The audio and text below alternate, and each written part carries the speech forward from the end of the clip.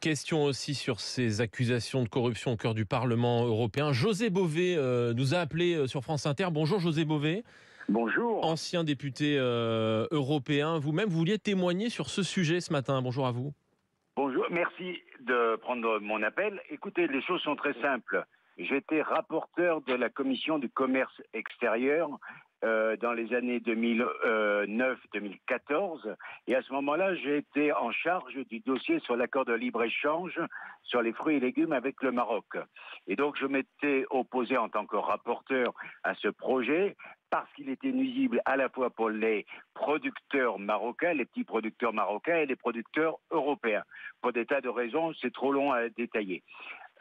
En réalité, ce qui s'est passé, c'est que sous la pression à la fois du ministre de l'Agriculture marocain, qui est aujourd'hui le Premier ministre, qui avait le soutien de ce club privé, donc de députés dans le cadre d'une association d'amitié, députés européens, qui regroupait des gens de toute tendance politique du Parlement européen, eh bien le ministre de l'Agriculture, ne supportant pas que je puisse m'opposer à ce projet, m'a proposé de m'amener un cadeau à Montpellier dans un café qui soit discret et qu'on se rencontre entre Noël et le 1er de l'an. C'était de l'argent, José Bové, qu'on vous proposait ?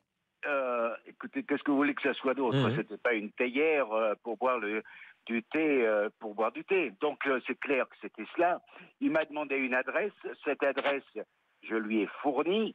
Et 2 heures après, il m'a rappelé en me disant, écoutez, je vois pas de café, ni d'hôtel, ni de restaurant dans cette rue-là. Donc ils se sont évidemment renseignés. Et là, je leur ai dit, non, c'est l'adresse de mon avocate.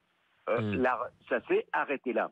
Mais tout ça pour dire que effectivement, la pression des États, quand il y a des intérêts économiques colossaux qui sont en jeu, eh bien, effectivement, ces États font pression et les députés, certains députés que je qualifierais de véreux, ont profité de ça. Donc Merci je me félicite de la décision de la présidente du Parlement de supprimer l'ensemble de ces... Merci à vous, José Bové. On arrive au... Et en même temps de revisiter les votes qui ont eu lieu parce qu'effectivement, c'est un fait scandaleux. Merci à vous, José Bové, pour ce témoignage. Très rapidement, Thierry Breton, une réaction. Non, mais s'il a été témoin, il lui appartient de le dénoncer et peut-être pas uniquement à la radio.